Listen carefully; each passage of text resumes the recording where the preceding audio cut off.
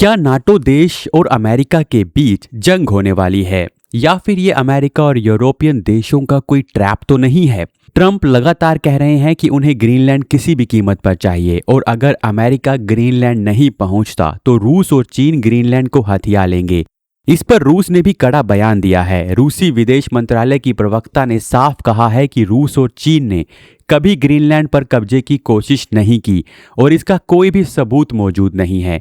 यानी अमेरिका सिर्फ डर दिखाकर ग्रीनलैंड पर कब्जे की कोशिश कर रहा है। और अब तो ट्रंप ने ये धमकी भी दे डाली है कि वो उन देशों पर टैरिफ लगा देगा जो ग्रीनलैंड पर कब्जे के उसके फैसले का विरोध करेंगे। लेकिन इन सब के बीच नाटो एक्टिव हो गया है और नाटो के देश ग्रीनलैंड में अपनी सेनाएं भेज रहे हैं। तो फ्रांस, जर्मनी, नॉर्वे, स्वीडन और नीदरलैंड जैसे नाटो देशों ने अब ग्रीनलैंड में एक संयुक्त सैन्य अभ्यास के लिए अपने सैनिक भेजना शुरू कर दिया है। फ्रांस के राष्ट्रपति इमैनुअल मैक्रों ने साफ कहा है कि फ्रांसीसी सेना जमीन, समुद्र और हवा तीनों मोर्चों पर मौजूदगी बढ़ाएगी। तो सवाल ये है कि क्या नाटो और अमेरिका के बीच जंग जैसी स्थिति पैदा हो गई है? आइए जानते हैं। नाटो अब गंभीरता से विचार कर रहा है कि यूरोपियन फाइटर टाइफून जेट्स को ग्रीनलैंड में तैनात किया जाए। जर्मनी, ब्रिटेन, फ्रांस, स्वीडन और नॉर्वे ऑपरेशन आर्कटिक एंड्योरेंस सैन्य अभ्यास के तहत पहले ही सैनिक भेज चुके हैं। डेनमार्क की इंटेलिजेंस रिपोर्ट के बाद ये फैसला भी लिया जाएगा कि क्या समुद्र में निगरानी के लिए मल्टी रोल वॉरशिप और P-8 पोसेइडन निगरानी विमान तैनात किए जाएं या नहीं। फ्रांस के राष्ट्रपति मैक्रों ने यहाँ एक बेहद अहम लाइन कही है। उन्होंने कहा है कि फ्रांस को एक संप्रभु देश के साथ खड़ा होना है ताकि उसके क्षेत्र की रक्षा हो सके। ये बयान सीधे सीधे अमेरिका की उस सोच पर सवाल उठाता है जिसमें ग्रीनलैंड को खरीदने या अपने नियंत्रण में लेने की बात की जा रही है।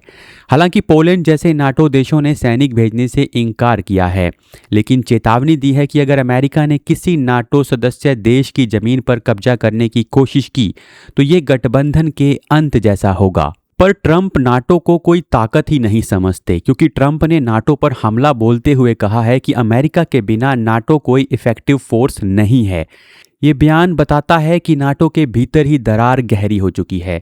एक्सपर्ट्स ये भी कह रहे हैं कि रूस देख रहा है कि अगर अमेरिका नाटो और डेनमार्क की बात नहीं मानता तो उसका अगला निशाना नॉर्वे का स्वालबार्ड द्वीप हो सकता है। यानी अगर यूएस ग्रीनलैंड पर कब्जा करता है तो पुतिन को स्वालबार्ड पे घुसने का बहाना मिल जाएगा, क्योंकि रूस भी यहाँ अपनी सुरक्षा का हवाला देगा। यहाँ पर यह बात समझना जरूरी है कि नाटो की ये गतिविधियां अमेरिका के खिलाफ कम और रूस के खिलाफ ज़्यादा लगती हैं।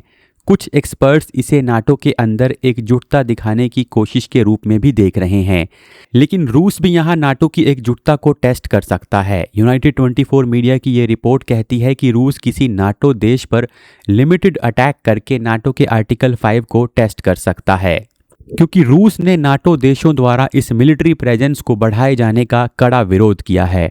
रूसी प्रवक्ता ने साफ कहा है कि अगर नाटो और यूरोपियन लीडर्स ने आर्कटिक में अपनी मिलिट्री प्रेजेंस बढ़ाई तो उन्हें इसके गंभीर परिणाम भुगतने पड़ सकते हैं।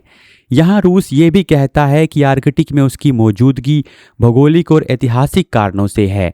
वो क्षेत्रीय विकास, व्यापार और वैज्ञानिक सहयोग को प्राथमिकता देता है और अंतर्राष्ट्रीय कानून और संधियों का पालन करता है। ग्रीनलैंड की बात करके अमेरिका ने समीकरणों को पूरी तरह बदल दिया है और मादुरो को उठाकर ये जताने की कोशिश की है कि वो कुछ भी कर सकता है।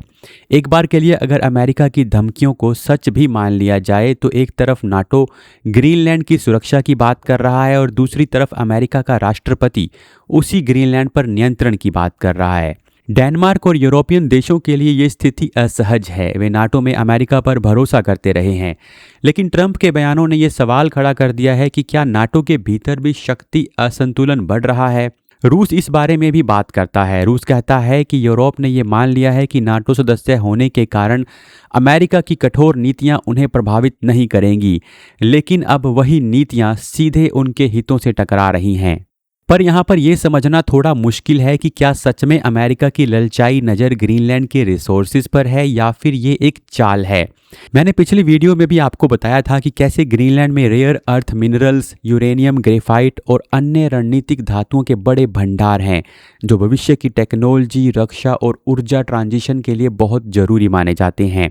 और ग्रीनलैंड आर्कटिक महासागर और उत्तरी अटलांटिक के बीच में है।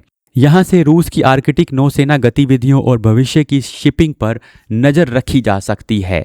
हालांकि नज़र रखने वाला कारण ज़्यादा नहीं टिकता, क्योंकि अमेरिका ने पहले से यहाँ पर अपने बेसिस बना रखे हैं और वो जितनी चाहे उतनी अपनी सेना वहाँ पर तैनात कर सकता है।